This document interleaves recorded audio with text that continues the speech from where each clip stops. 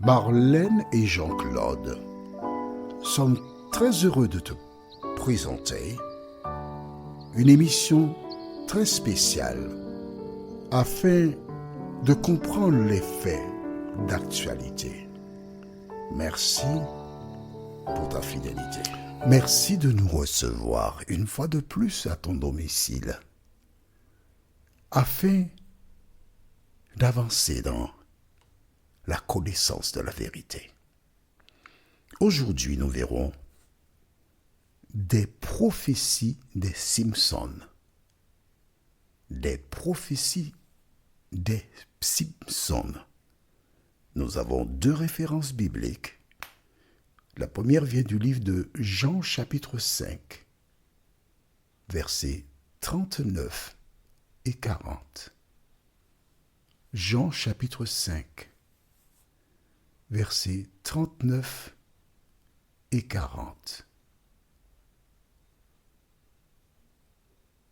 La deuxième, Apocalypse chapitre 1er, le verset 3. Jean 5, versets 39 et 40. Et Apocalypse 1, le verset 3. Les prophéties des Simpsons. Avant d'aborder ce thème, prions. Notre Seigneur et notre Dieu, nous voici encore en ta présence aujourd'hui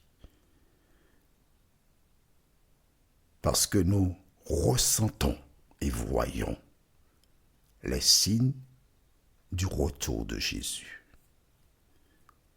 Tandis que nous nous apprêtons à ouvrir le Saint-Livre, cet esprit vient habiter dans nos cœurs.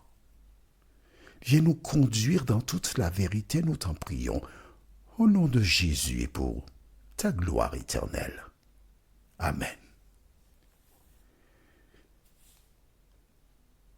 Ces derniers jours, j'ai reçu des TikTok. Ouais, ne va pas dire que je passe mon temps à regarder, écouter des TikTok, mais des personnes qui les reçoivent et ayant peur me les envoient. Et j'ai le devoir d'entendre leurs requêtes et les aider à avancer. Il y a plusieurs, mais je voudrais te parler de deux prophéties des Simpsons. Qui sont-ils? C'est une question que je me suis posée, car il est matériellement impossible, écoute bien ce que je dis, il est matériellement impossible qu'il puisse faire des prédictions qui se réalisent. Alors, je ne cherche pas à connaître celui qui est derrière. Parce que moi, j'ai celui qui est devant. Jésus de Nazareth et la Bible. Tu peux aller faire ta propre recherche et tu verras qu'ils avaient dans une de leurs émissions en 2014, et c'est ça qui a effrayé cette personne. En 2014, ils avaient un épisode dans lequel il était annoncé que le pape allait mourir un jour de Pâques. Tu peux aller chercher, hein? Je n'invente pas. En 2014, tu prends ton portable, tu vas dans Google, tu cherches émission ou épisode des Simpsons en 2014 annonçant la mort du pape, un jour de Pâques. Donc, quand cette personne a reçu cela et les choses se sont déroulées ainsi, elle s'est posé des questions. D'autant que certains documents indiquent que après celui-ci, il n'y aura pas d'autre pape. Et les gens ont peur. Il y a aussi un autre où ils ont annoncé que Trump aurait été réélu et qu'il prendrait des décisions qui conduiraient en 2026 à une guerre terrible. Ils ne parlent pas de faits passés, ils ont présenté des choses à venir. Et plusieurs personnes qui ont reçu cela cherchent à comprendre et se disent, c'est pas possible, il y a quelque chose qui va arriver. Est-ce ton cas? Pourquoi ces prédictions sont-elles faites? Quel est le projet? Qui est derrière? Alors bien sûr, ces personnes te diront que non, on a un certain nombre de choses, d'accord. Mais que dit la Bible? Allons au livre de Jean chapitre 5, les versets 39 et 40. Jean chapitre 5, versets 39 et 40. As-tu trouvé? Je lis dans la Bible, ma Bible.net. Je connais dans la traditionnelle, et dans la traditionnelle, il est dit, vous sondez les Écritures. Mais dans ma Bible.net, il est dit, vous étudiez les Écritures. Et je préfère ce terme-là, vous étudiez. Sonder, ça allait jusqu'au fond des choses. C'est beau aussi. Mais étude, je vois dans ce verbe-là, étude, parce qu'il y a examen, il faut donc étudier, retenir pour réussir. Vous étudiez les Écritures parce que vous pensez avoir par elles la vie éternelle. Ce sont elles qui rendent témoignage de moi. Dans l'autre version, mais ici c'est à mon sujet. Et le verset 40 dit, « Et vous ne voulez pas venir à moi pour avoir la vie. » Comment comprendre ce verset? Jésus, en son temps, disait, vous sondez les Écritures. C'est-à-dire que vous prenez votre temps pour étudier, pour aller jusqu'au fond des choses, pour comprendre les Écritures. Pourquoi? Parce que vous pensez avoir en elle la vie éternelle. Voilà pourquoi on sonde les Écritures. Mais le diable met en place des actions, des reportages, des choses sensationnelles pour détourner notre regard de la lecture de la parole de Dieu. Dis-moi, ne me mens pas, d'accord? Ne me mens pas, hein? Combien de temps passes-tu à regarder les TikTok? Et TikTok, ils sont bons, oui. Maman. Tu regardes un TikTok, quand tu as fini, il te donne un deuxième, un troisième, un quatrième. Le temps passe, tu ne te rends pas compte.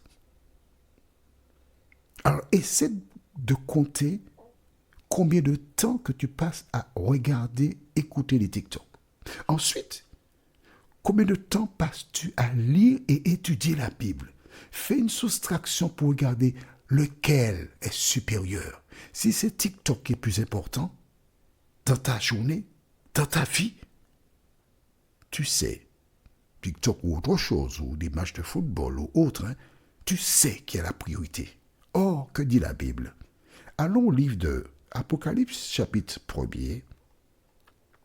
Nous avons vu cette référence il n'y a pas très longtemps.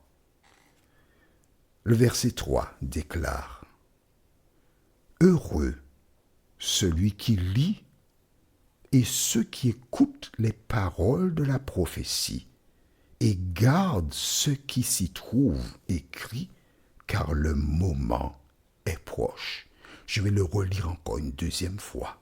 « Heureux celui qui lit et ceux qui écoutent les paroles de la prophétie et gardent ce qui s'y trouve écrit, car le moment est proche. » Mes amis, quelles que soient les prophéties qui seront présentées, Nostradamus et autres, ne passe pas ton temps à étudier, à analyser.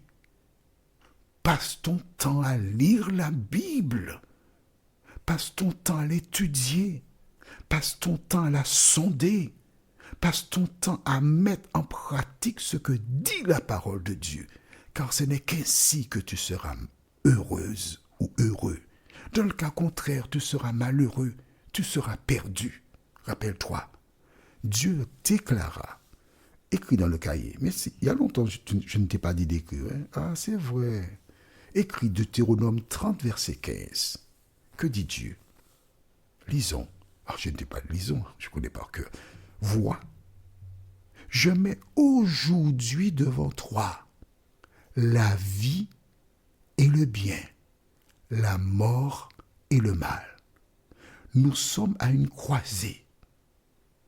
Soit tu passes ton temps à regarder des reportages TikTok, ou soit tu lis la parole de Dieu. Et à ce moment, tu as la vérité. Tu es heureuse ou heureux. Et si tu mets en pratique ce que tu lis, tu auras la vie éternelle. Prions. Notre Seigneur et notre Dieu, merci pour la parole. Merci pour la vérité. Il existe d'autres personnes qui ont fait des prédictions. Mais Seigneur, j'ai fait le choix de rester juste à celui-là et Nostradamus qui est connu par beaucoup. Seigneur, nous comprenons qu'il y a une rivalité entre toi, la parole, la Bible, et l'autre qui cherche à nous distraire, à nous détourner, à voler le temps que nous devrions prendre pour lire la Bible. Seigneur, large est le chemin qui conduit à la perdition. De nous aider à nous détourner de ce chemin-là. De nous aider, Seigneur, à marcher selon ta parole, nous t'en prions. Au nom de Jésus et pour ta gloire éternelle. Amen. Que l'Éternel continue de te bénir. Et il me tarde de te retrouver. Nous sommes parvenus au terme de notre réflexion. Si d'aventure tu as une question, il te suffit d'envoyer un message par le biais de WhatsApp au numéro suivant, plus 596 696 88 93 93. Et alors Jean-Claude, moi, je me ferai un réel plaisir de répondre à ta question.